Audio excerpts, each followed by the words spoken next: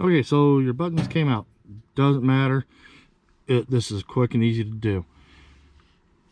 Make sure you can see what your buttons are. Your top one has the curve, as you can see right here. There's a curved edge.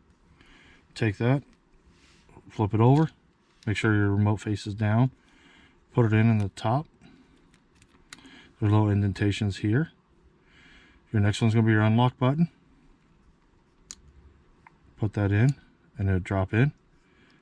And go ahead and take your trunk or hatch, depending on what remote you're doing. Now your buttons are laid flat. Now you got this goofy piece you don't know what to do with. Easiest way I found is take the top of here. You'll notice you got the bigger circle here. Drop it on there. Right there at the top, you'll see there's that notch. That's where you want that, because that's where it's going to go in here. So now that you know, we'll go ahead and put it right there.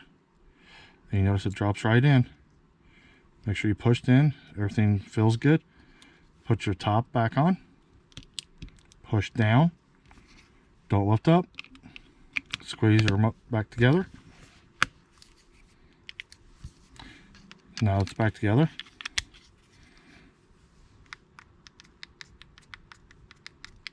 There you go. You did it. Hey, thanks for watching this. Sorry it happened. And give me a thumbs up. Let me know that the video helped you. Have a good day.